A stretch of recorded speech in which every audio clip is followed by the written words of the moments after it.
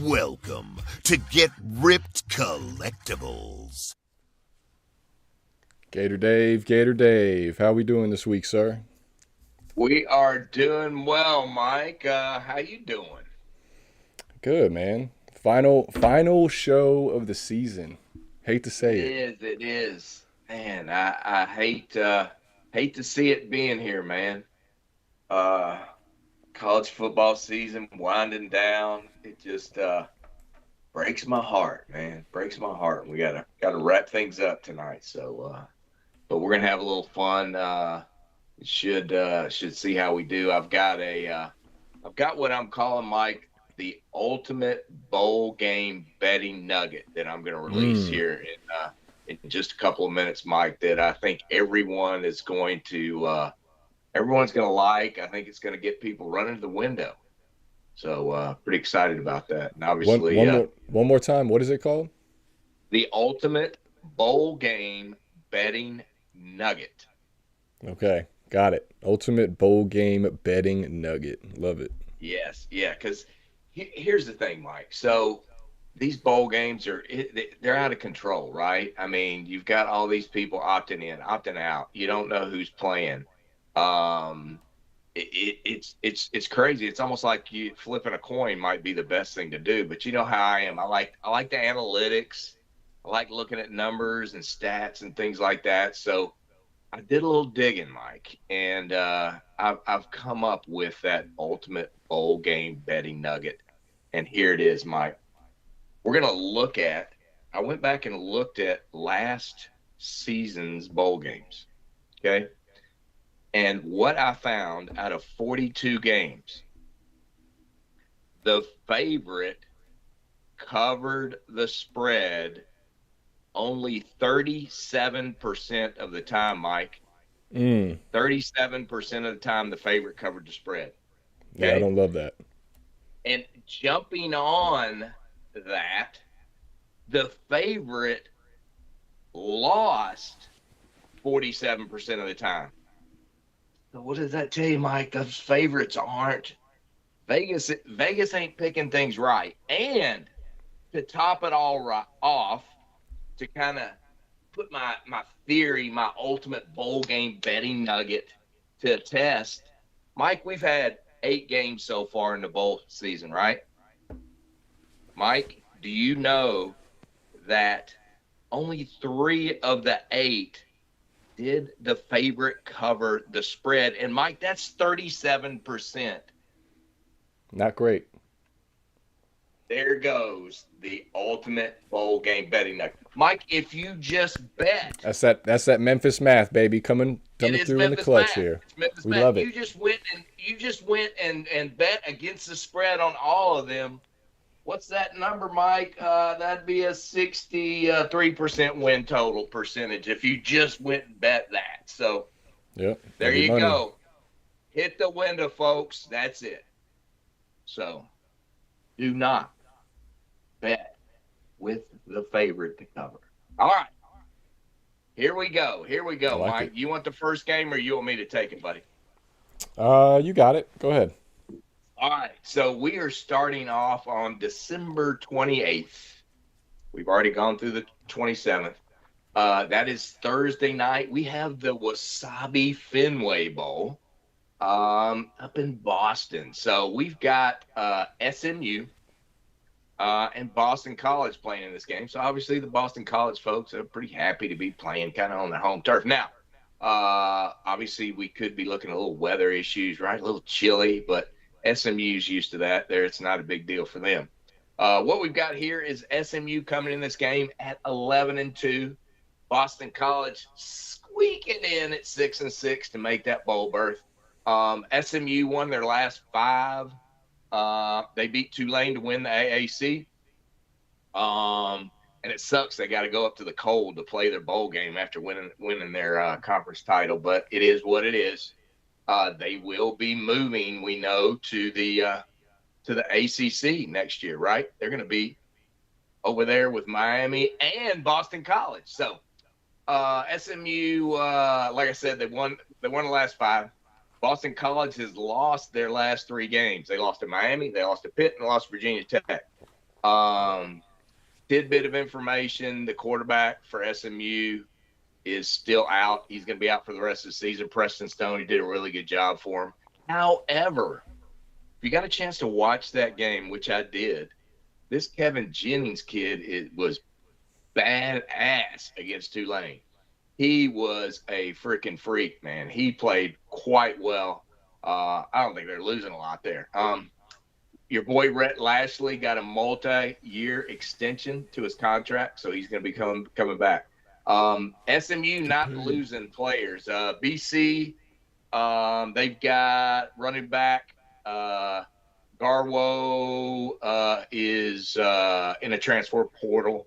They got a wide receiver in a transfer portal, and these are guys that have got significant playing time. 2 wide receivers in the portal, and a quarterback as well as an edge rusher. So they're not that great, and they've lost some key players to the portal. Again, I really like this backup quarterback who's not going to be the starting quarterback, obviously Jennings. He was 19 of 33 for 203 yards and ran for 63 yards. He's like a freshman, and he looked like a polished quarterback in there. Obviously 11 points is a lot. It's a lot of points to be thinking about in terms of a spread in this particular situation. Even though Boston College is lost to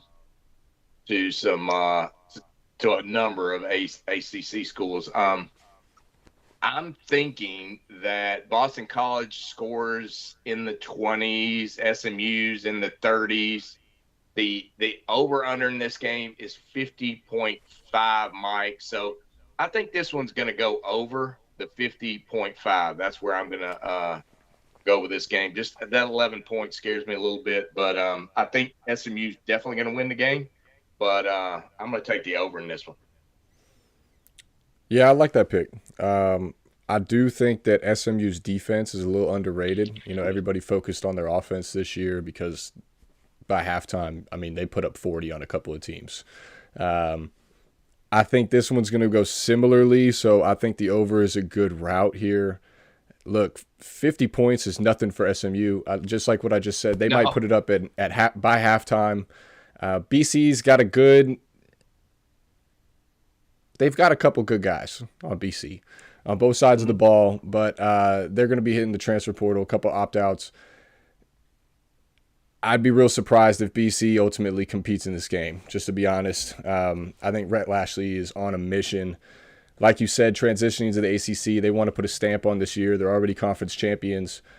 They want to finish it out, go out with a bang. Good draft class, or a signing class also for SMU. They've got some guys coming in through the portal already. Today is National Early Signing Day for the first, for the 2024 class. So things have happened also, Dave, that we haven't really spoken on at all yet. So we'll have to get to that at some point. Yeah. Oh, you can't hear me? Okay. All right. We can move on. We can move on to the next game. Ultimately, I'm on SMU here, minus 11. It's a lot of points. I think SMU should have no problem, even with that backup quarterback, like you said. Jennings was slinging it. So, yep. And I also thought it was of note. So Tyler Van Dyke, the Miami transfer quarterback, he ended up at Wisconsin, right? Everybody was saying that, he was going to go back to SMU, link up with his old OC, Rhett Lashley, get it rolling again. But I think ultimately what kind of maybe moved that was Jennings' performance against Tulane. I think, he kind of made his statement for next year, and that ultimately made him, transition and look elsewhere. So that's interesting. I agree. So we've got shout out to we got a lot of folks in the chat. We got Public House, we got Evelyn, we got Navorsky, we got Scott Crawford, all in the chat. And oh, by the way, my lovely wife is in the chat as well, giving us the go dogs there. And I finally figured out who Navorsky was. My goodness, he's in our pool. It's Nate, right? I finally figured that out. That's Navorsky. That's Navorsky. You can't just be giving away people's identities here, Dave. Come on. I'm sorry. Well, I just got the first name. Goodness gracious, you can't just be exposing the people in the chat. Oh my gosh. I think he'll be fine. So, Mike, you got the next one, buddy. All right. Let's see. We got Rutgers and Miami. Oh my goodness gracious! In the Pinstripe Bowl, it's going to be cold. It's going to be ugly. Miami's had, I think last time I checked, it was like 16 guys that either opted out or hit the transfer portal. We got a couple starters gone. Like I mentioned before, Tyler Van Dyke's one of them. He transferred to Wisconsin. I'm not too worried about it, though. I think Miami finds a way to get this one done. I'm going to watch it. It's going to be ugly. Over-under is sitting at 40. I think that's correct. I think it's low scoring, maybe like 24-13. Defensive touchdown maybe on both sides of the ball.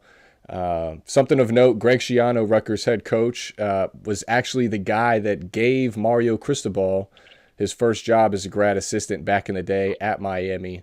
So that's kind of his mentor. So it should be a fun little matchup between them, on opposite sides of the sideline. Please, please, Miami, win this game. Please, please, please, please, please win this game. We have not had good record history in recent bowls over the years, so I'm nervous about this one. I shouldn't be nervous about this one, but I'm nervous about this one. Go Canes. I'm going to take a money line, but man, it's I shouldn't be nervous, but I'm nervous. Who do you like here, Dave? Yeah, I don't know, Mike. I don't think you should be that nervous. I mean, it's Miami. You've got better talent than Rutgers. So Rutgers 6-6, Miami 7-5. Obviously, I've had better talent than a lot of people. Rutgers has lost their last 4 games to Maryland, Penn State, Iowa, and Ohio State. Miami, however, has lost 3 of their last 4 games to Louisville, FSU, and North Carolina State. They did beat BC by 25 points. So Rutgers, in terms of what their loss is, who's sitting out, who's in the portal, they got an starting offensive tackle, and a starting offensive guard kind of played most of the year. So that offensive line is going to have a little issue, and we both know your boy back there that likes to get to the quarterback. Yeah, your little fantastic freshman, your little butthead. He can play, so I would expect a few sacks in this game.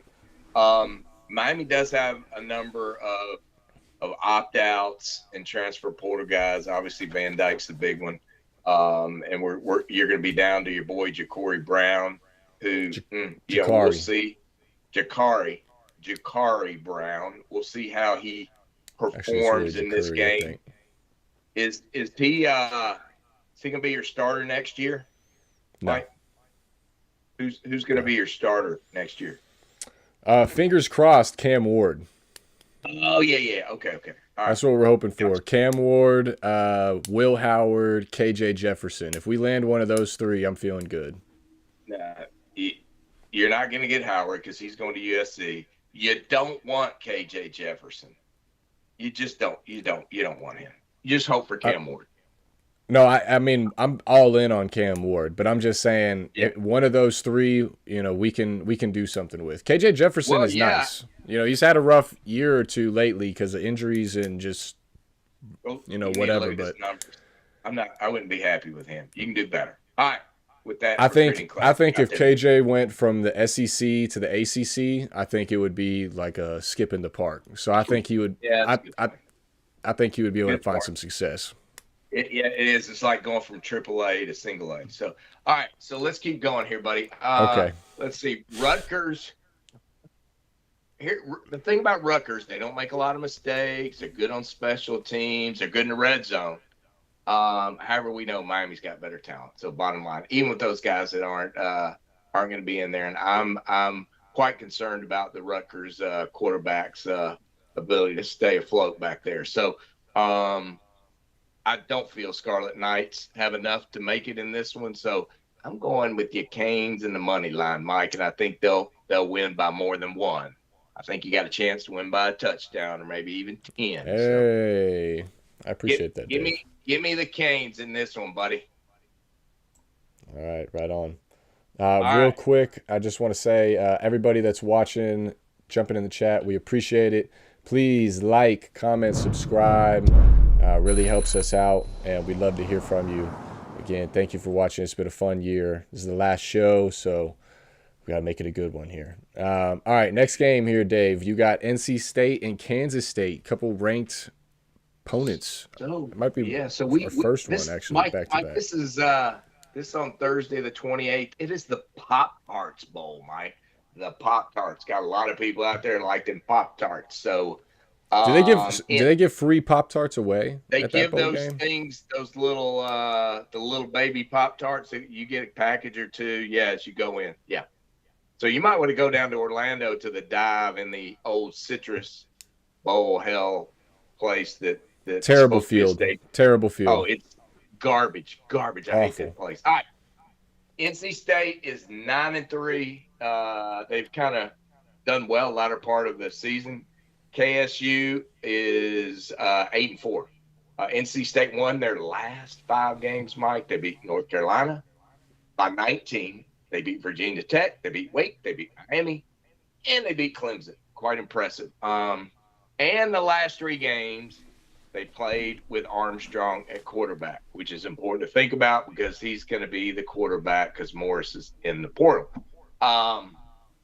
So the portal, the transfers, you got Morris, which to me is not a big deal. They do have a running back, Michael Allen, who's had quite a number of snaps.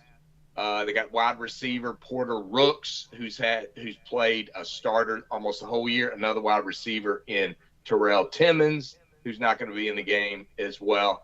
And then their center, Lyndon Cooper, will not be playing either, nor a defensive lineman, C.J. Clark. So that's who NC State has out, which is quite a bit.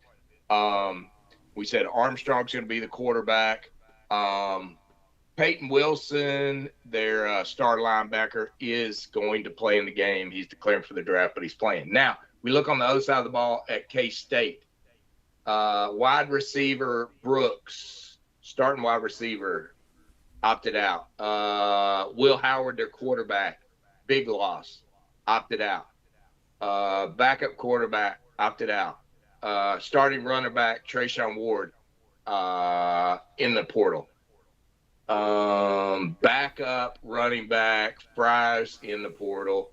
They've got a couple of wide receivers, edge rushers. I mean, it's a boatload for K-State that's in the portal. So they're going to have major issues. And obviously with Will Howard not playing, this is like the opt-out game to know tomorrow. So I think K-State's going to have some issues. I think NC State's defense is going to come into play. It's gotten better as the year's gone on, and Armstrong's going to do a good job. Give me the Wolfpack at +2.5, Mike. All right. Well, we got a head-to-head here, Dave. True head-to-head. I'm on Kansas State. Both sides are kind of going through it with the portal and the opt-outs right now.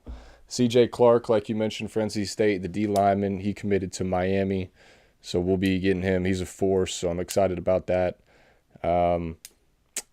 What you did not mention, sir, is for Kansas State, their quarterback is going to be starting Avery Johnson. And this dude is a beast. He's a dual threat guy. He's got the long blonde hair. He looks like Sunshine from Remember the Titans. You got to love it. He averages 5 yards a carry when he's in the game. He's got over 5 touchdowns on the year on the ground, over 200 yards, 3 touchdowns, 0 interceptions when he's thrown. I think he's got like 20-some completions. So while it hasn't been too much, obviously Will Howard was the guy, but when Avery Johnson has come in, they've had packages for him all year, kind of running that Tim Tebow style from back in the day, where they put him in to get some short yardage kind of thing. I think he's going to put the team on his back in this one. I think he's going to have multiple rushing touchdowns. And I think Kansas State is able to get this one done. So I'm on the opposite side. Go Wildcats. I'm going to take them money line here. All right. Remember, K-State is favored by 2.5. And please, please, please do not forget the ultimate bowl game betting nugget. All right, let's move on. Next game, Mike, you got the Valero Alamo Bowl, sir. Yes, I do.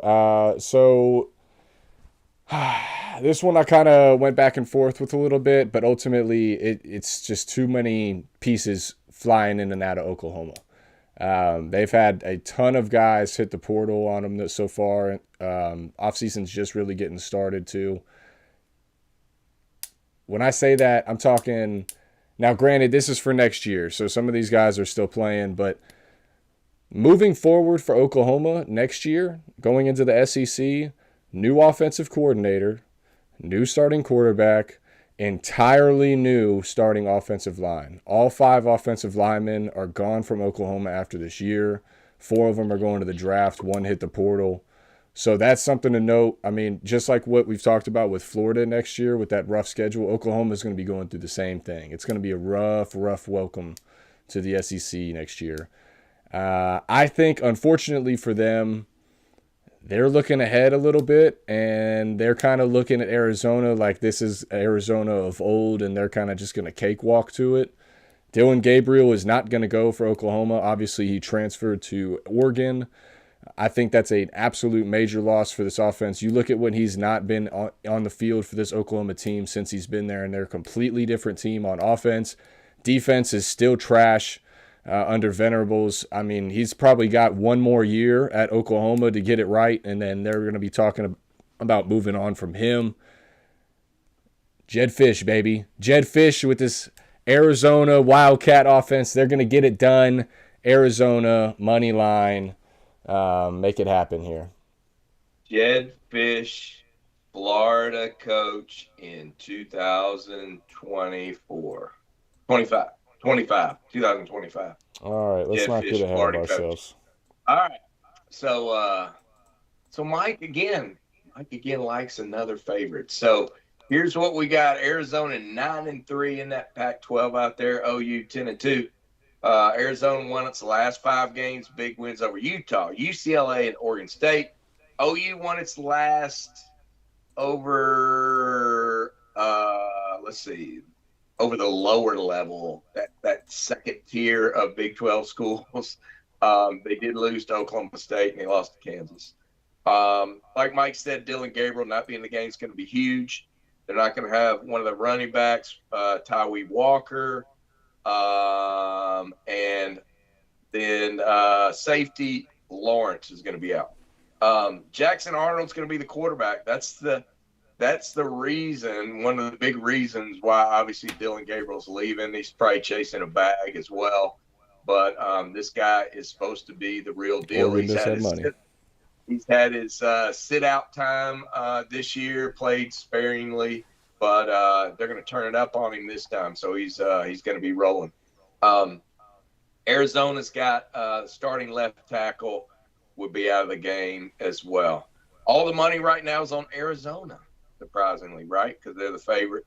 And I also think a lot of people think, well, Arizona did so well in that Pac-12, but I'm just still not totally buying the Pac-12. I mean, they had some teams that did okay this year. We know that are they did great. That upper level of Washington and Oregon and where they stand, but I'm not sold. I'm not sold on Arizona just quite yet. I think this is going to be a great one to watch. It's probably the first game that I really have any interest in watching. I know Mike will be watching the Miami game because he has to, but this game I really do want to watch. I really think it's going to be a pretty exciting game, and a close game. So I think those 3 points are legit one way or another. So Mike, I'm going to go with them Sooners and my buddies from Oklahoma at plus 3 points in this one, Mike. All right, I like it. Good stuff. Another head-to-head. Gotta love it. Yes, sir. Yes, sir. Let's move on. We're going to move to Friday the 29th, Mike, for the Tax Slayer Gator Bowl in Jacksonville, Florida. We've got the Clemson Tigers and the Kentucky Wildcats. And my bet here is we have another head-to-head, Mike. So, no, we don't, because I changed my pick. Yeah, so close. Dang it, man. So close. Dang it, man. So close. All right. So Clemson comes in at 8-4, Kentucky 7-5. Clemson finished strong. They won their last 4 games. They beat South Carolina, North Carolina, Georgia Tech, and Notre Dame. That's not too shabby. Last 4 games and winning. Kentucky only won 2 of their last 5, but they did beat Louisville, which is in that marvelous ACC in the final game of the season. Now, this is another interesting opt-out situation, and Clemson's got starting D-line, starting linebacker, starting cornerback that are opting out. Wide receiver, starting top wide receiver, Bo Collins, transfer portal. O-lineman starter not playing. So, and then a safety. So that's quite a bit on both sides of the ball that they're going to have out. And that's what was making me lean a little Kentucky. Kentucky's got their back number 2 tight end won't be playing. Edge rusher won't be playing. But they are going to have Ray Davis. And they're going to have that Andrew Phillips kid that's going to be in the NFL draft. So, and Davis ran for 1,000 yards, 5.7 yards per carry this year. Clemson's had some issues on offense. Defense is a little depleted. And like I said, I was leaning toward Kentucky, but the lines come down on that thing a little bit. So, Mike, I'm going to go with Clemson in this game at -5. Yeah, I'm with you. We kind of spoiled it a little bit at the beginning. I'm with you on Clemson -5. I just think they're, we talked about it way back in the season when it happened, but the guy from, what was it, Spartanburg, South Carolina, Tyler from Spartanburg. Yeah. That dude lit a fire under Dabo Swinney in this Clemson team. Ever since that call happened, they've been steamrolling people. And Dabo said in one of the post-game interviews, if Clemson was a stock, buy low. And, man, I kind of wish I would have listened at the time because they're coming. I think they're going to roll right through Kentucky on this one. I like their backup running back, Maffa. He is absolutely taking care of the absence of Jordan Shipley, or Will Shipley, I'm sorry. Jordan Shipley was the wide receiver for Texas and Colt McCoy back in the day. But Will Shipley's had his injuries, but Phil Maffa, the dude is a monster. I think he picks up right off where he's left these last couple weeks, and I think Clemson rolls right through Kentucky here. All right. I think we got that one pegged together there, buddy. Yeah. So, all right, sir, going to your alma mater. Going to your alma mater here. We got Memphis taking on Iowa State in the Liberty Bowl in Memphis, Tennessee. All right. And ultimately, Dave, I'm not going to go too deep on this one. I'm going to let you talk more about it. I'm on Memphis plus 9.5. I think the difference is the fact that it is in Memphis. It's going to be like a home game for them. Don't think there's going to be too many people at this one, to be honest, either way. So home field advantage, probably not too much of a factor here. Mike, you're taking my steam, baby. But I think Memphis plus 9.5 is the way. Iowa State, I just worry about their offense. They've really kind of struggled this year. Defense at times has really not looked like a typical Matt Campbell Iowa State team. And for a while, we talked about it early in the year, Matt Campbell was really on his way out. He was on the hot seat after losing to Ohio. They've turned it around, though. You got to give them credit. They got to a bowl. But I think they might get caught slipping here against this Memphis team. So I think 9.5 is just a little bit too much. Give me the 9.5 and the Tigers to go ahead and get this and potentially win this one outright here, Dave. Who you got? Yep. Well, I got to go with my Tigers here, especially at 9.5. So, Memphis comes in at 9-3, Iowa State at 7-5. When I looked at the transfer portal, you got a couple of running backs out for ISU. You've got – those are really in terms of much playing time, that's what you got. Now, Memphis has 2 starting offensive linemen that aren't going to be playing, a guard and a tackle. So that could be a little concerning, and a starting safety. So this one, again, like Mike said, it's playing on the home field. But I'd be willing to bet there's going to be a lot of Iowa State people there.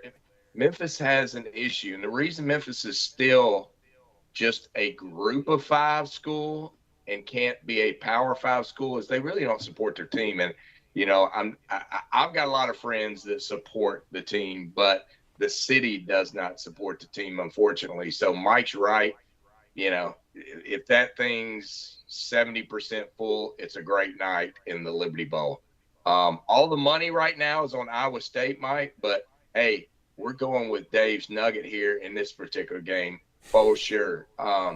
So these two teams met in the Liberty Bowl in 2017. Not that I go back history, just a little nugget there. Cyclones won 21-20. I think this one's a low-scoring game because Iowa State's got a good defense, but their offense stinks. Memphis is got a good offense, but their defense stinks. So low-scoring game, but I don't think that Iowa State can beat this team by 10 points. And Memphis will score enough points in this game to take care of 9.5. They will not win the game. It's going to be tough. I don't think they can win outright, but I for sure think they can cover 9.5. So give me plus 9.5 and then Memphis. Yes. Right on. Love it. Shout out Memphis math. All right, we are through our first 6 games. We got 6 more to go for our final show of the year. We did 24 bowl games out of the 42 possible, 43 if you're counting the national championship. And we'll maybe make a prediction later towards the end after these playoff games. I might be ready. But I feel like I know who's got it, so we may do that. But yeah, again, thanks for everybody that watched this season, who's watching now. Please like, comment, subscribe if you haven't already. We'd love to hear from you. It's been an awesome season. Can't wait to do it next year.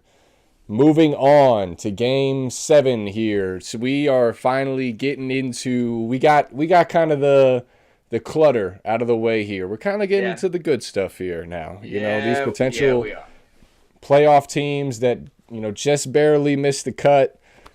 So we got some good games here coming up to talk. So first one we got is Missouri against Ohio State. This one is the Cotton Bowl. So it's in Arlington, Texas. They're playing in Jerry's World. Man, if you would have told me, a couple weeks back that this ended up being one of the playoff matchups, this is going to be a great game. It's going to be high scoring. I think Missouri is going to be able to have a lot of success. I think Cook, Bowden, they got a lot of guys that are coming back. Missouri's going to be a problem next year. They are going to be a problem. They got a lot of guys in the transfer portal already. Good recruiting class. Missouri is going to be a problem moving forward, I'm telling you. Ohio State, a lot of guys hit the portal. A lot of guys kind of deviating away from the program right now. Kyle McCord, their starting quarterback, he hit the portal. He's not going to be going for him. Not to say that that's a major loss, but if you look at just numbers, he was good. He was a game manager. He did what they needed him to do for the most part. But in those big-time games when they really needed offense and they really needed a quarterback to step up and make a throw, he really kind of floated out into the water, into the distance. So they're going to be out without him for this game. I don't think that's a major loss. But I think Missouri is overall the better team. Ohio State's going to have some guys coming back next year that, they potentially were going to go to the draft. They got still a good recruiting class, even though some guys they lost, today on signing day. Still signed the number 1 overall guy, Jeremiah Smith. So that wide receiver that they are claiming as of late, it's just stacking up even more. Marvin Harrison potentially still coming back. He's kind of up in the air about it. So I think this is going to be a really, really, really good game. I think it's going to surprise some folks, in this new portal bowl game era where stuff is happening and things are flying as soon as that last game ends.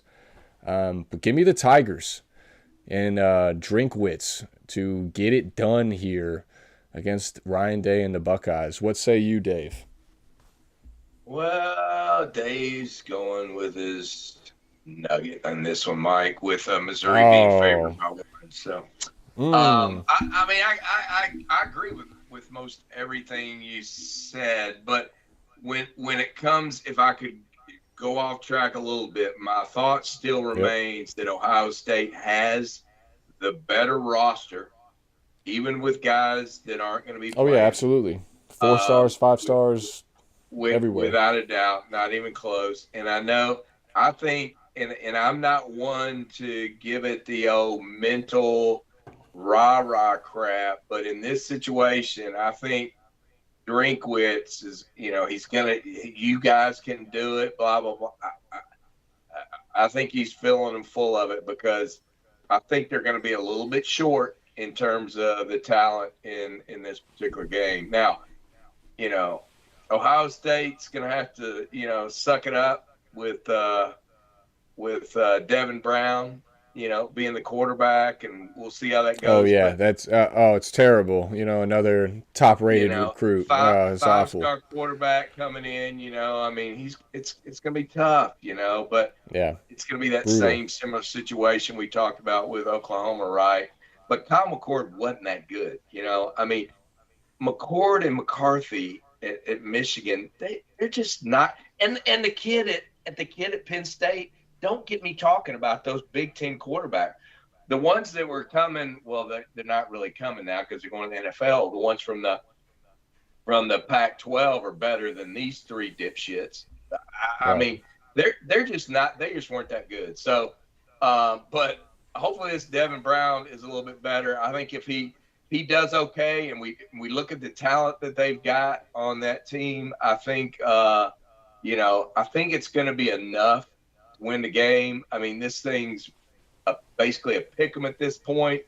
Yeah. But I think the Buckeyes are gonna win probably by 3 points or something like that. So give me Ohio State +1 in this one. Yeah. I mean, for the most part, all these bowl games should really be a pick 'em. With all these moving parts now, I mean, it's ridiculous in some of these. Absolutely ridiculous in some of these. What are we looking at here? The Nugget. That Don't forget nugget. about the Nugget, Mike. Don't forget about the Well, Nugget. All right, that nugget, there's still going to be, 3 or 4 that they're gonna go the other hold way. on. That's right. That's Has right. They'll has be Kyle some. McCord announced where he's transferring to yet? Do you know? Yeah, he has. He's going to Syracuse. What? All right. Yeah, there you go, buddy. All Hey, right. Speaking I'm of, just glad it's not Miami because there was talk where he, potentially was linked to us, and I was about to throw no, away no, next year no, off he's got rip. the next So level down over there. So yeah, yeah, yeah, Syracuse. There you go. All right, next game, December 30th, Capital One Orange Bowl. We got the Georgia Bulldogs against them Florida State Seminoles, and we got no Ian Gleason on the chat today. Daggum it. So, it's the second week in a row too, which is that we've sad lost because him. we love to see Ian in the chat, but Yeah, I and think we I give think we keep he's giving this. I just want to say we are not associated with the NCAA or the That's playoff right. committee. That's right. No need to boycott us because of what you're going through. Yeah, really. Personally. Come on. All right. I know you'll watch it later. We're working on a hotline. You're going to be able to call in, get stuff off your chest. So look forward to that next season. Yeah. I'm sorry we couldn't get it sooner for you, Ian. If you watch this, we love you, man. Keep your head up. That's right, man. That's right. It's going to be a rough year for you next year. I hope you enjoyed this year. I'm sorry that you kind of got slapped in the face a little bit there at the end, but man, Rough. It's rough. We'll see. So we got. This is the two teams that think they should have been in, right? We got Georgia at 12-1 and FSU at 13-0. We could sit and talk about the opt-outs. There's a lot. There's a lot in this game that won't be playing. In terms of significance, however, I'll be honest with you, I think FSU has more significant players because they're not near the roster that Georgia is. In terms of starters, Georgia has a lot of number 2 and number 3 guys that won't be playing, but FSU has quite a few number 1 guys. So we're going to give that one to FSU has the worst straw in that poll. All the money right now is on Georgia. Most of the experts are picking Georgia and spreading this one. Again, it's hard to keep up with all the opt-outs and transfer portals in this one. But the thing is, Carson Beck's playing for the Dogs. Their backfield is set. Nobody leaving from the backfield. They got their wide receivers will be all rested up. I mean, maybe Brock Bowers won't play, but like they really need him when they've got all those other kids. Both teams, obviously, they should have made the playoff. But both teams come in needing to prove a point, right? And I think FSU's got the bigger point to prove, but I think it's going to be a problem. They just don't have the roster Georgia does. They don't have their starting quarterback. I mean, if my mediocre team could almost beat this team, what is Georgia going to do to this team? Annihilate them, maybe. That's why it's 14 points. Dogs cover here, Mike. Give me Dogs in the 14. Yeah, I'm with you. This one's going to be ugly, brother. Ugly, ugly, ugly. There was, for a while, I thought that Florida State's defense, was going to maybe give them a chance, at least early in this game, kind of keep it close before, Georgia pulled away in the second half.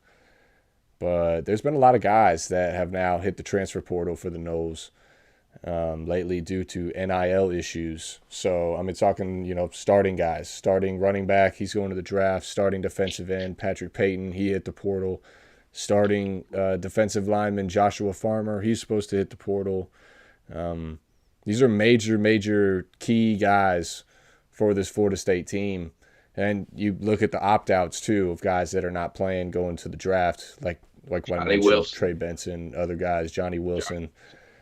No Jordan Travis, like you mentioned. And this Georgia team, while Florida State is pissed that they were left out, Georgia was the number one team all year long. Yeah. Didn't lose a game. Last game of the season, lost against Alabama, the SEC championship. Alabama only lost one game all year, and Alabama is Alabama. I'm still surprised that Georgia found their way outside of the top four. Regardless of Florida State's 13-0 and they were, sitting at 5, it's really hard in my mind to leave that Georgia team out and drop them from 1 to 6 because they lost to Alabama, who was ranked, I think, 8th at the time, in that first college playoff ranking, which, was a perfect setup by the playoff committee. That's exactly what they did it. That's why they put Alabama as low as they did, so that they could use that leverage. But to drop from 1 to 6 against Alabama in that spot, in that role, that's tough. That's tough. So Georgia's going to be, ultimately, the reason I say all that, Georgia's pissed. Georgia's pissed. Kirby Smart is pissed. They are going to come out and they are going to make a statement and they are going to kick Florida State's teeth in. They're going to be ready. Kirby Smart's going to have them just as fired up because, he's going to let them know Florida State's going to be fired up and pissed because they were left out too. This is a playoff game. This could have been the number 1 versus the number 4. Yep. In the playoff situation, could have easily been a 2 versus 3 kind of thing potentially. So, man, I think Georgia absolutely rolls them. The over-under, though, is low here, Dave. It's only 44. So if you look at that 14 for Georgia, that's the only thing I'm kind of worrisome about with, looking at that over-under or maybe even that 14. I think ultimately this game is, 38-10, 38-6. I think, they roll them like that. That's why I'm on the 14.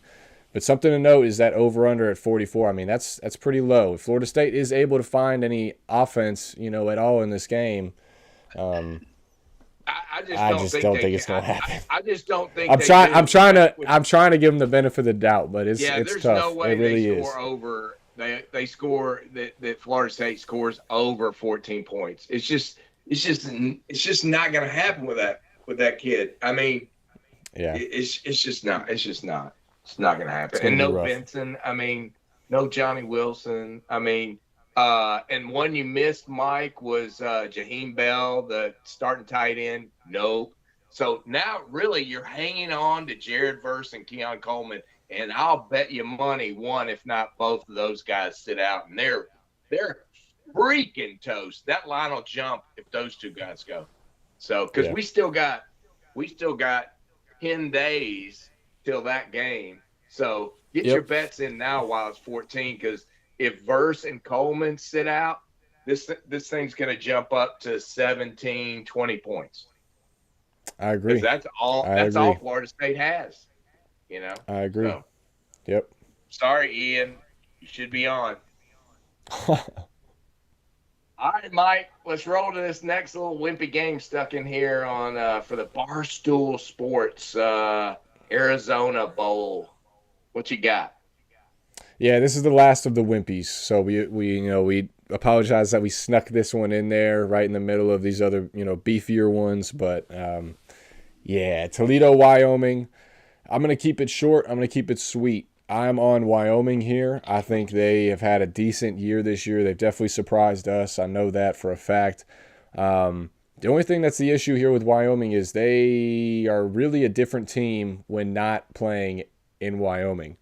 Yes. They use that altitude to their advantage. Kinda They like are Hawaii. the highest altitude team in the country.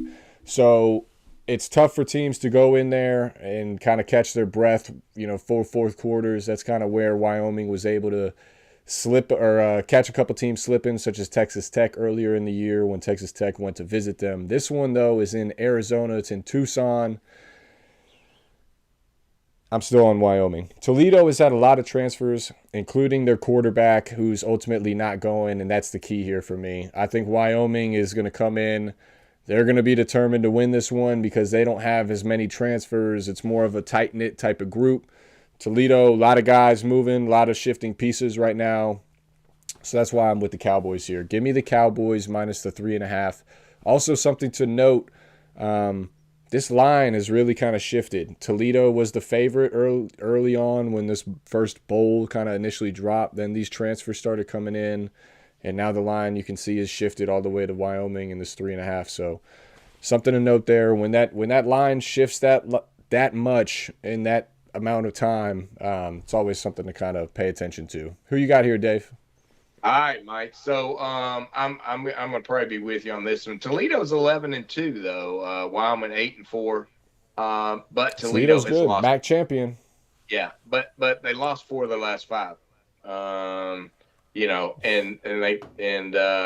With that Miami of Ohio in the championship. So Wyoming's won 3 of the last 5, lost to UNLV and Boise, who are actually pretty damn good teams. But like Mike said, Daquan Finn, their quarterback, starting for Toledo's in the portal. He's not playing. Starting offensive guard, not playing.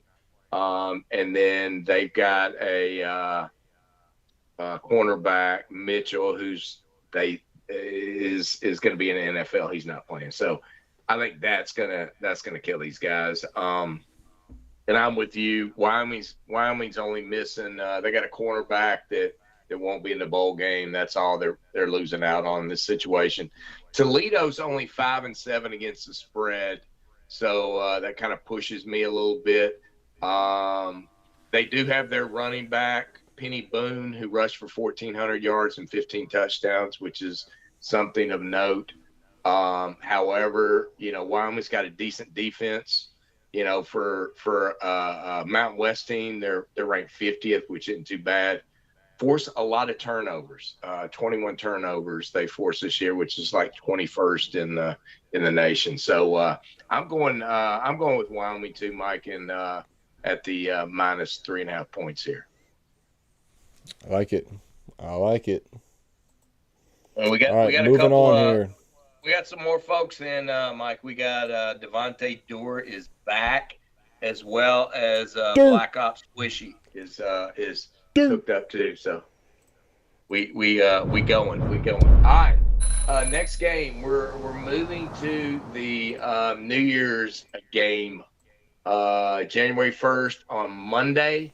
We've got the Cheez-It Citrus Bowl in the dive in Orlando. That is going to be Iowa versus Tennessee. So Iowa comes in at 10-3. The Vols are 8-4.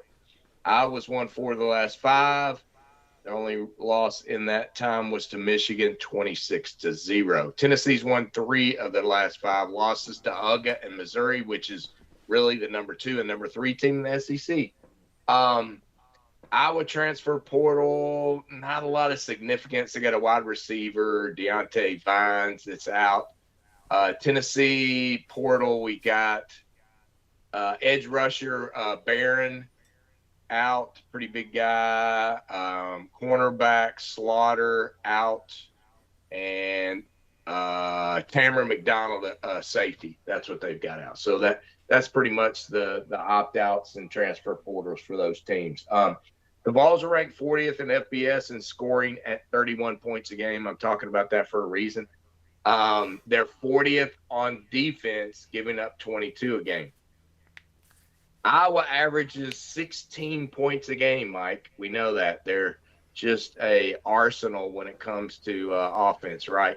However, their defense, best in the nation, only giving up 13.2 points a game. Mike, I got a crazy wild hair in this one. I am sticking with our under on Iowa games. I know I probably shouldn't because I looked at a lot of numbers and everybody's saying it's probably going over. But, Mike, I'm going under 36 points in this game, Mike. Yeah, I'm with you. That's it. I don't – there's nothing else to talk about. It's Iowa. All year long. You bet the under. As long as Kirk Ferentz' son is still the OC, which is this is his final game, you take the under. So I'm with you. Under 36. Whoa. I'm going with it. I honestly also, what ultimately put me there and not on the over or anything else was Joe Milton. Joe Milton has really struggled this year. I mean, he was my dark horse Heisman guy, earlier in the year, but he has really struggled accuracy-wise. Big-time problem with overthrowing his receivers. So I think Iowa's defense is going to give him fits, honestly. They are. And, I mean, I talked to a close friend of mine from work, Dave Sharon. He listens to the show. He's a huge Tennessee fan. And shout out for sure, Dave. He was like, Tennessee's not going to score anything. So he was like, he's the one that kind of pushed me, sealed it up for me to say, Tennessee ain't scoring crap in this game. So we're going with our go-to bet and going the under on an Iowa game. So Love it. All right, sir. We're to the playoffs. Big game. Two games left. Final Mike. 2. You want this one or you want the last one? What do you want? You do this one. I got a lot to talk about, but you start it off. All right. Well, cool. I won't take too much of your time then. It's Alabama. It's Roll Tide. Are you kidding me right now? Did you see the committee, the playoff select show? Mike, it's here in my notes. Let me see. What when the name of the team got announced to the Michigan players, you could hear the groans. Boom! The game was won right there for Alabama. Michigan wants absolutely no parts of them. What's actually funny? I saw a story from Tommy Moffitt, the old strength and conditioning coach for LSU and Ed Orgeron when they won their title back in 2019 with Burrow. And they said there was like a team gathering where both teams were in there, and they saw the opposing team and basically like laughed at them and kind of were not intimidated at all by them. And he basically said, like, at that point, they knew that they were about to run away with it, that it wasn't even going to be a contest. That's exactly how I feel about this in this situation. I think Alabama, the biggest issue I have with Alabama in this one is there is so many people on Alabama. That's the only thing that really kind of worries me, because really all it takes is Blake Corum. Blake Corum has 120 yards on the ground. That allows J.J. McCarthy to be more of a game manager. He can keep it under 200 yards passing, and Michigan can actually, play this football game and potentially win it and move on to the national championship. That's kind of where it relies, and I don't think it's going to happen. Nick Saban as an underdog is not somebody you ever want to be on the other side of. They've worked all year for this to get back after losing to Texas at home. I mean, I could go on. I'm on the Tide here. I think they get it done and move on to the championship game here against Michigan and makes Jim Harbaugh look a little closer at those potential NFL openings. Dave, who you got here? Yeah, Mike, might be with you, buddy. So I've kind of got a lot of thought. It's tough. I went back and forth for a while. I mean, both of these playoff games, they're gonna be good games. I mean, it's hard to go one way or another. That's why they're set up that way, and we think they are, and then they turn out not to be like the last few. So let's see what we got here. So, Mike, Michigan offense, okay. To me, I've watched them the latter part of the year, okay, the last 4 games, and they just don't seem like much to me. I guess it's that Big Ten football. They only managed 213 yards against Iowa. Granted, Iowa's a good defensive team, but we'll see how good Iowa against Tennessee. Good defense. But, I really haven't been that impressed with J.J. McCarthy. It goes back to what we talked about when we were discussing Ohio State, and I was talking about the big 3 QBs. I haven't been impressed with any of those 3 QBs. When they started playing each other and playing the decent teams, they just didn't look that good. And then they hold him back from passing, and they want to just be one-dimensional and try to run the ball. Well, you're not going to be that against Alabama. That crap ain't going to happen. It's just not. Bama's got 3 first-rounders on the defense. They got defensive end Dallas Turner. Both their cornerbacks, Arnold and McKinstry, are going to be first-rounders. Milroe, let's talk about him for a second. That dude, and we talked about it before, Saban doesn't usually miss a click, but this year he did, and we saw that at Texas because Milroe wasn't quite there yet. But let me tell you, Milroe's there now. He's grown as much as any quarterback has grown all year long, from that Texas game to that game against Georgia. Totally different, right? Yep. I mean, he took care of business against Georgia, and we saw how Georgia did all year long. I mean, he's the difference in this game. I predicted Michigan to win it all at the beginning of the year, and I think, that's pretty damn good. They at least got in the top 4, right? But, it goes back to what you said. When they announced Alabama and not Florida State, you heard the groans, So they get the GOAT. Tide get the win. So give me the Tide plus 1.5 points in this one, Mike. Hey, I will real quick though. Something to note about Michigan. I mean, that offense is no slouch. We've mentioned kind of our issues with them, but at the same time, J.J. McCarthy, 75% completion percentage on the year, 19 touchdowns, 4 interceptions. Blake Corum, 1,000 rushing yards and 24 rushing touchdowns. I'm telling you, if Michigan can do something early, this game. I mean, either way, the game's going to be a great game, but this one's not an easy one at all. I think the caliber of teams that are in the Big Ten this year is the top 3, and the rest of the group is this far down, Mike. I just think the competition blows. I mean, that's the Big Ten, though. I mean, that's the Big Ten. You have those top 3 teams, and the rest of them are, not even in a bowl game. It's garbage, not... man. They're garbage, and that's why all the stats, get racked up. All right. Okay, I see where you're going with it. I got it. And that's what makes me think that Harbaugh's going to get waylaid again in the first round like he has the last 2 years. That's my opinion. Valid. I don't know. Valid. We'll see. We'll see what happens. But again, Nope, this is that's another one valid. of those games that we're going with. We're going against the favorite and the odds. All All right, right. I like it. I All like right, it. next game. I'll start this one off. So this is another New Year's Day game.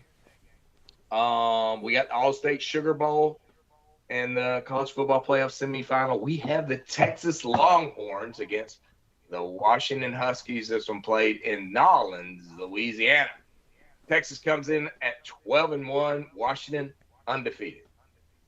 Texas only lost against them Oklahoma Sooners earlier in the year. I got a lot of analysis in this one, Mike, so it's not all this quite as much stat stuff. So no one gave Washington the respect, when they roll into those big games, right? They never got respect against Oregon. They beat them twice. They were Yeah. they weren't the favorite. Oregon was the favorite. They weren't the favorite against Oregon State. They beat Oregon State. They still keep showing up. They still keep winning. Huskies offense, 11th in the nation, 37.7 points a game. Leading passer in the nation, Michael Penix, 4,200 yards.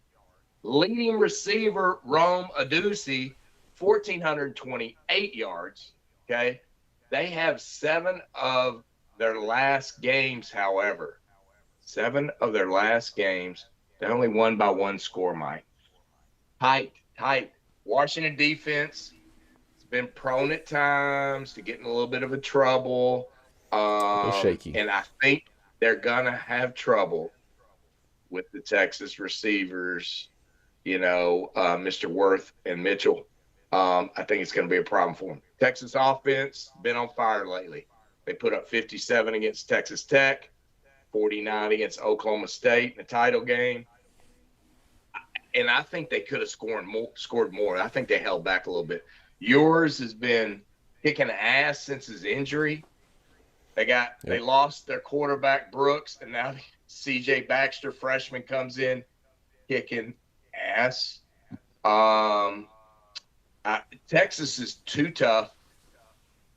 The Cinderella story, undefeated Washington, is going to be over.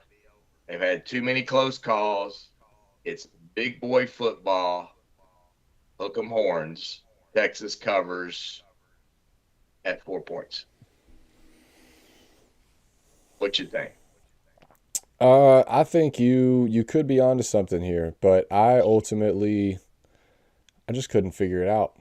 I'm telling you. I mean, these playoff games, this one specifically, it was really hard to pick a side. I think the difference in this one is exactly what you said, though. Washington's defense. I think that Texas's offense is able to find success against that defense. I will say, though, as much as Washington's defense struggled after that first meeting with Oregon where they won, and they kind of started to listen to the national noise a little bit, that's really when everything started to hype it up and a little, that defense struggled. They almost lost to Arizona State, but the offense only put up, 12 points? So it's kind of that hand-in-hand thing. If your offense puts your defense in tough spots or keeps giving the ball back to the other team, it doesn't usually go well for you, or at least it's a really struggle to make things happen. I think that's how this one's going to go. Ultimately, I think Washington's offense is going to be able to find enough success to where the over 63 is going to be the play. You mentioned a little bit Washington's wide receiver and their passing game behind Penix. Washington has 3 wide receivers who will be playing on Sundays. They are absolute dogs, probably even 4, to be honest. Like, guaranteed, these guys, barring anything crazy, will be in the league, will be playmakers, will be household names that you will know come that time. So, Michael Penix has his weapons. It reminds me a lot of that what we just talked about with that 2019 Joe Burrow team, with Jamar Chase and Justin Jefferson. I mean, when you have weapons like that on the outside, it makes up so much for QB error, mental error, forcing the ball into spots that it shouldn't be in. When you have those guys that can make those tough catches in contested catches, it's a huge, huge, huge difference maker. You mentioned some of the guys for Texas, they have that same ability, but I'm telling you, this Washington wide receiver core, it's going to be just like Ohio State was, in the last couple of years with Chris Olave, Jackson Smith and Jigba, Garrett Wilson, or Julio Jones, Jalen Waddle, Devontae Smith. It's going to be like that same sort of thing. So I think this one's high scoring. I think it's an absolute shootout. They go back and forth, super physical game.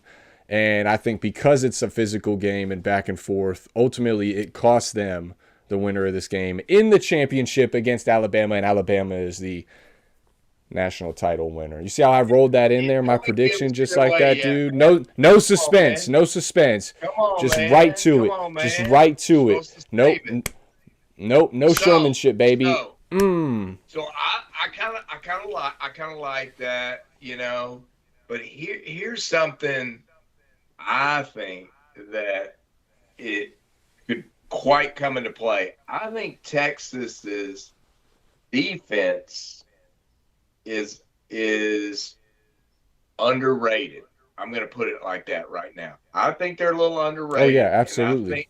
I think that could be your issue here in this particular game, and Washington being able to score those points. We'll see for sure. Yep. I still think it's a good call. I knew that's where you were going to go when we were talking about. Well, I think you're right. Texas has an elite defense. Don't get it twisted, but Washington's offense is different. That's exactly when I looked at Oregon, the first time they played as well as the second time, I thought for sure that Oregon, ultimately I think they did end up covering those unders if I remember correctly when we talked about them, but they were still able to find success. 30 points against that defense, and that defense was the top 5 defense, potentially the best in the nation for most of the year. So I think with, as much time as they've had now to prepare, get guys right, from being banged up throughout the year, getting rest. But this goes both ways. So, Quinn Ewers, he's been banged up all year, like we mentioned. He's got a couple of weeks rest now. He's going to come in. He's going to be slinging it. So I think it's going to be a really good game. I'm looking forward to these games a lot. I'm definitely looking forward to the game. So before we talk about where the finals is going, because Mike already tipped our hat, I do want to remind everyone, because I still feel very, very strongly about my little tidbit, the ultimate bowl game betting nugget, Mike. So I'm going to repeat the information for the group that maybe missed it at the beginning. I went back and I looked at 2022 bowl games. There were 42 bowl games. Of those 42 bowl games, only 15 did the favorite cover the spread. Only 15. 37% did the favorite cover the spread. Okay?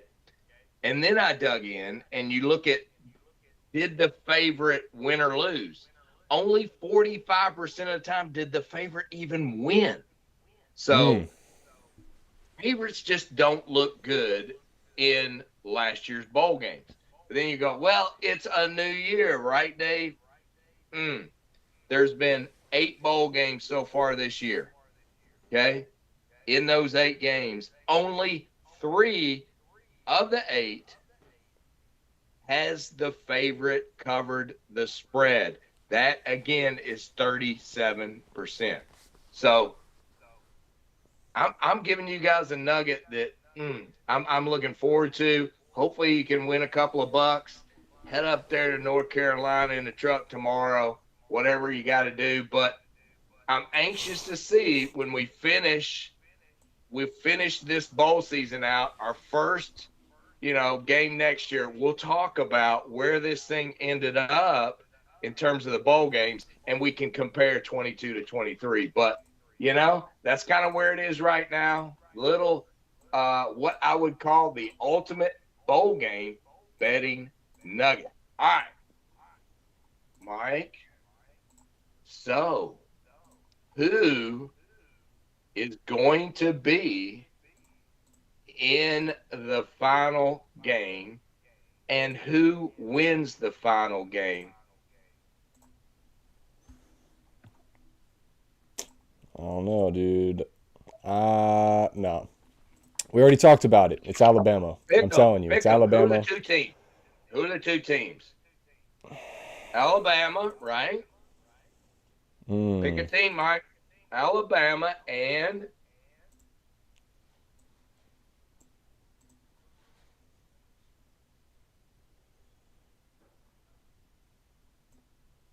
It's probably going to be Texas. It's probably going to be Mi- Texas. I'll go and you Texas, got Bama and winning.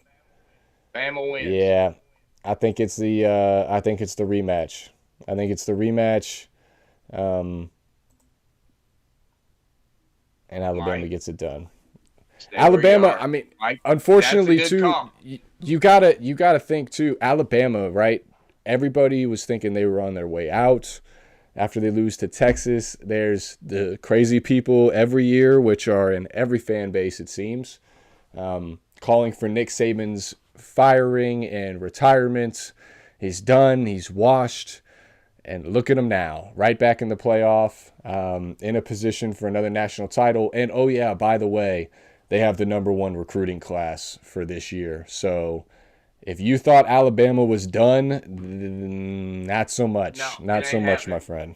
And they snatch freaking recruits from everywhere and everybody because they are Alabama. And I firmly, I pick, I pick Texas, I pick Bama, and I pick Bama to win it all. And it's mainly because of the development of Milrow, because we talked about that in the game, development of Milrow, and the fact that defense has grown as well. I think it's going to be the bomb of a game, and I so look forward to that game. Basically being an SEC game, and where it's going to be next year. So very very exciting, and I'm with you. That's where I would go to. Give me Alabama and Texas, and give me Bama winning the game on the shoulders of Milrow just killing it because he's in the right spot now. So all right, Yep. so Mike has the picks up right now as we go through what we've done Yep. tonight. So And so we didn't actually have the recap up at the beginning of the show because of those first 12 that we talked about last week. Only 4 of them played. So we didn't do the recap yet for those. Those start back up, I believe, Friday is the UCF game yes, yeah. against Georgia Tech. So that's when those games kind of kick back into play. So we're probably, I mean, as of right now, this is our final show. So chances are, we won't do a recap on these bowl games. We'll probably talk about it when we come back, next year, next season. But we may slip one in there for the championship game. So make sure to subscribe, put on the little bell notification. So, if we do go live, if we do announce something, make sure that you don't miss anything. And thanks everybody for watching this year. It's been an absolute blast. I think it's been our best year yet. So looking forward to building on it this off season, adding some things for next year, coming back with some new things that we think are going to be pretty good, and we'll brainstorm some stuff and see what we can't do in this off season. But it's been a blast. Dave, anything you wanna add here, sir, before we sign off for the final time? Absolutely. I know. I hate it. I hate that we're having to wrap things up, but it has been a great year, and appreciate everyone that's watched and subscribed and been part of the shows. I mean, we had a show that we had like 15 or 16 people on, which was Oh, I think it amazing. was 20. You I think know, our highest was was 20 it? this year, and our Goodness chat has gracious, been that jumping, absolutely jumping. We've had people who've never been in there before, been in there every week this year. It's been awesome. Can't say thank you enough to everybody that's been in there all year. It's it awesome. it really has. It's been a great year. When our numbers are definitely up in terms of folks that have watched. When we sign off here, not live. I mean, we almost got 100 in one of our weeks, and next year I think would definitely do that. We're probably going to make a couple cool changes. You guys have seen a few of the changes that Mike's made, especially in the graphics and so forth. I mean, he's done an amazing job with some of that. It really has, and I much appreciate Mike and what you've done there. And it's been it's been a fun year. My team kind of sucked. I mean, we didn't talk about it a lot, and we don't really want to. My poor team. No, we can. I mean, I want to. We don't want to. Well, I would love. We can talk about it. I think because currently, at the start of this show, I don't know if you saw, but yeah, that's what I was going to mention. You guys, I think your recruiting class. I think it's actually 16th now. Believe it or not, I think you dropped down another bit, but yeah. It was rough. It was rough. We lost. We got poached. We got a coach that's on the hot seat, and that's what happens. And that's why we're fishes. Yeah, we're rooting for. It's going to be a hot seat. The good thing was we got the best quarterback in without a doubt. And if something can happen with him, it'd be awesome. But it's tough to let that first year quarterback make a difference, and have a difference the first year. That's the sad part about it, So. And for perspective, you guys did have Anthony Richardson on your team with Billy and Napier and didn't really do too much with him. So we did not. So yeah. I think unfortunately for y'all, Billy is going ahead and counting his settlement check money. $36 million. He's already planning how he's going to spend that over the next couple of years. I think, unfortunately, but looking at that schedule next year, I think he knew what it was about to be. That writing was on the wall. We will. When you guys come back next year, you will see the toughest schedule in the nation, and it'll have Florida Gators right next. When we come back next year, guess where we gonna be? What? Down there in Trailerville, down there in North Florida. That's with the Jort wearers. So maybe I should renew my. I was thinking in protest to not renew. Oh, you don't. Hey, you don't have to. Ticket. You don't have to. I can get you some tickets in the Miami section if you want. You can sit with no. You can sit with the real ones. So I can sit in the correct section, but the tailgate will be in my spot. So that's right. First game next year is Florida Miami. So I'm not worried about that one as much as I am jumping into the SEC schedule, God. Which is going to be you're out of your mind. Yeah, well, you say that now. Wait till you take that L at home, and that whole city's going to probably burn. Yeah, well, L at home. Yeah, we'll see. Yeah. See, brother. We'll see. But, hey, again, thanks to everybody. We look forward to next year.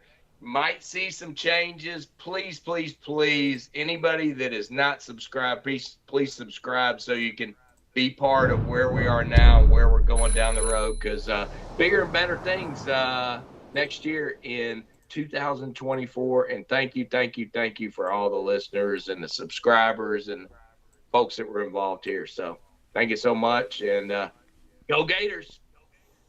Go Canes, baby. Go Canes. Thanks, y'all, again for watching, and we'll see you next year. Hey, and have a Merry Christmas and a Happy New Year, everyone. Thank you.